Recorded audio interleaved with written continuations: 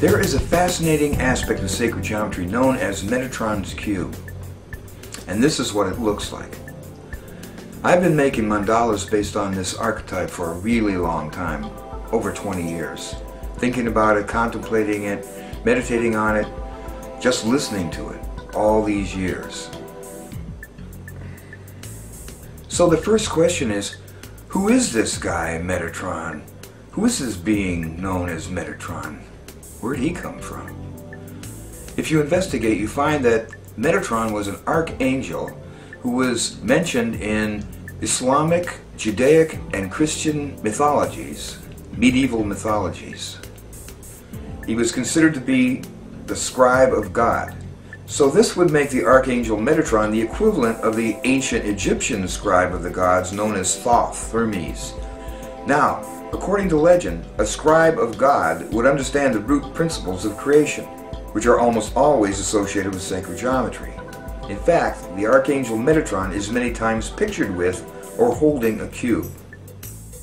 So that's a little bit about Metatron, the guy Metatron. But the graphic known as Metatron's cube didn't show up till later, when a medieval Italian mathematician named Leonardo Pisano discovered it. So the next question is, why and how did Leonardo come to call this particular graphic Metatron's cube? Well, the answer is simple. Number one, he probably had read, or not probably, he read the histories of Metatron. He was familiar with the legends. And number two, he was also familiar with sacred geometry, probably initiate in one of the schools, one or more of the schools that held those secrets. So between those two things, it points to the connection that Metatron's cube has with sacred geometry. And it traces right back to nature's first pattern and the 13 very special circles that are found inside the fourth consecutive circle of nature's first pattern. That's where it comes from. And when you connect the centers of those 13 circles, you get Metatron's cube. Oh yeah.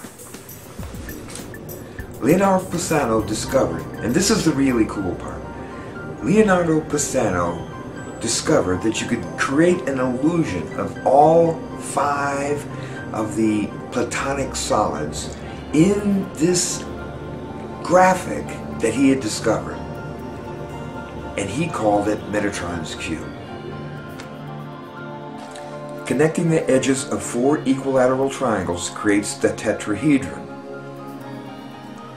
Connecting the edges of 6 squares creates the hexahedron, or cube. Connecting the edges of 8 equilateral triangles creates the octahedron. Connecting the edges of 12 pentagons creates the dodecahedron. And connecting the edges of 20 equilateral triangles creates the icosahedron. Wow. Look at that. That's a tetrahedron. That is a tetrahedron. 4 sides. This is the root crystalline archetype right here. 3-dimensional sacred geometry, very close to source. Extremely close to source. Now when you systematically study this phenomena of Metatron's cube, you discover that the first 3 Platonic solids, that's the tetrahedron, the hexahedron, and the octahedron, are perfectly blueprinted inside this 2-dimensional pattern. But when you get to the next 2, the dodecahedron and the icosahedron, you find that they are not perfectly blueprinted in Metatron's cube.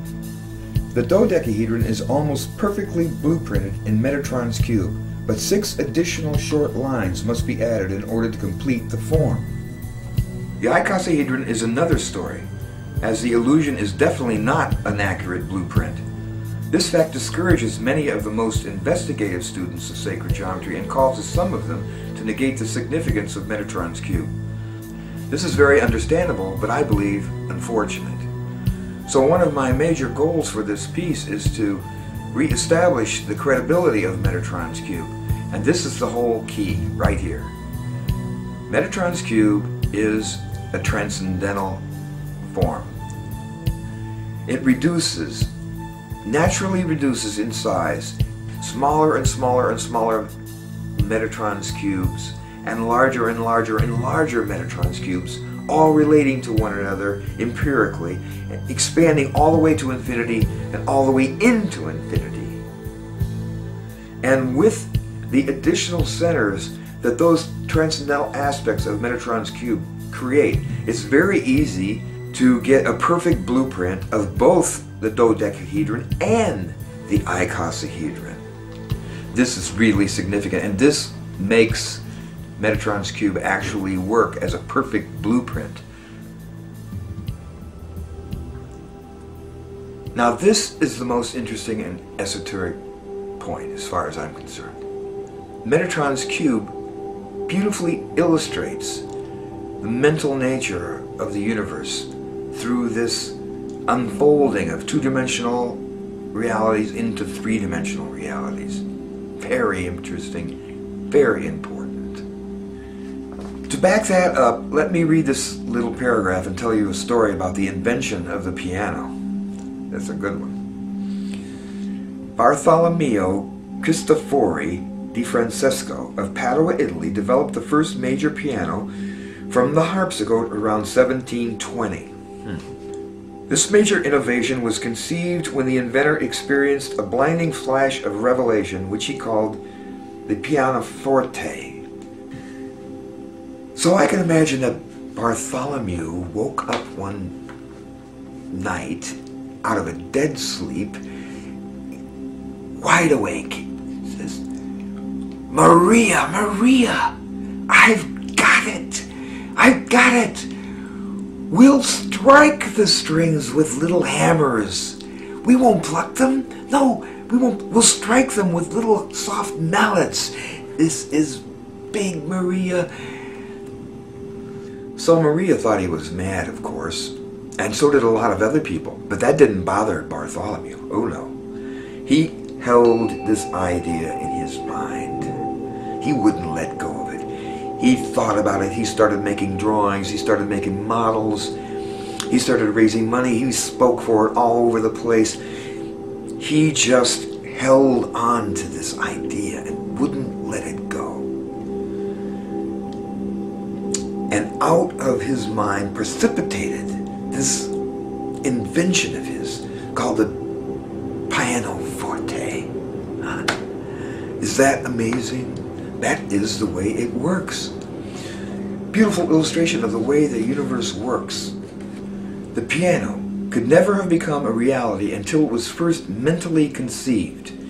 Conceptual ideas on all levels always precede manifest realities. And this is the nature of the universe. The Hermetic axiom reads, "The all is mind, the universe is mental." And Metatron's cube is teaching us about this conceptual mental nature of the universe. And the current experiments in quantum physics are also teaching us this exact same thing. Nothing can be created without first being a conceptual construct of consciousness. Without a mental conceptual equivalent in consciousness, nothing could exist. And sacred geometry is the Creator's conceptual architecture out of which all things precipitate. Amat Goswami, the brilliant quantum physicist, teacher, and philosopher, says it extremely succinctly, quote, "You can make sense of this world only if you base the world on consciousness. Consciousness is the ground of all being, and quantum physics makes this as clear as daylight." Unquote. I would say that Metatron's cube also makes this as clear as daylight. As clear as daylight. Consciousness is the ground of all being.